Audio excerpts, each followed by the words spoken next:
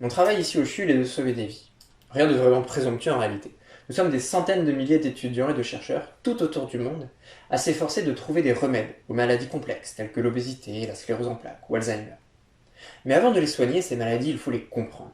Et ce sont d'immenses sacs de nœuds qu'il faut peu à peu démêler pour les appréhender et ainsi arriver à les soigner. Le sac de nœuds dont je m'occupe s'appelle la maladie de Huntington. Il s'agit d'une maladie du cerveau qui tue peu à peu les neurones.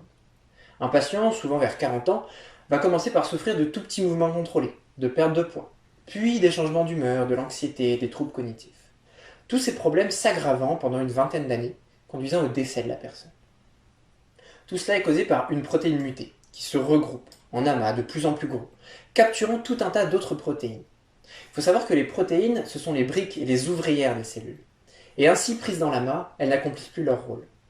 Les dysfonctionnements que cela entraîne finissent par tuer les neurones, causant tous ces symptômes. Au milieu de tout cela, je m'intéresse à un nœud particulier, celui des micro-ARN. Ce sont de toutes petites molécules capables de diminuer la quantité de protéines spécifiques, et donc influencer des mécanismes très particuliers au sein des cellules. Alors il y en a des centaines qui agissent sur plusieurs dizaines de protéines chacune, et un micro-ARN peut diminuer une protéine qui le produit. Vous voyez maintenant le sac de nœuds?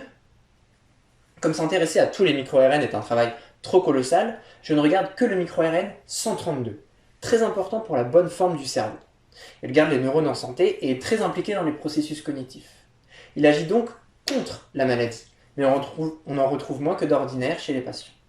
Il y a un lien conflictuel entre les deux, et j'essaye de l'extraire de l'immense jungle de liens qu'il y a dans un organisme vivant. Pour cela, je regarde des souris malades ou non, auxquelles on a retiré ou non le micro-ARN 132.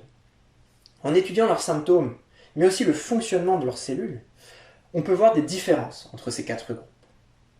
Celles-ci vont nous donner des indices sur le rôle du micro-ARN 132 dans l'énorme sac de nœuds qu'est la maladie d'Huntington. C'est une longue enquête qui demande de regarder beaucoup de choses à beaucoup de niveaux. Le comportement, la physionomie, la santé des cellules, la quantité de protéines et même leur production. Même si le projet est loin d'être terminé, nous avons déjà beaucoup de résultats. Comme par exemple ici, l'anxiété que nous voyons amplifiée en l'absence du micro-ARN 132. Une souris craintive ayant tendance à rester dans le coin plutôt que explorer son environnement avec curiosité.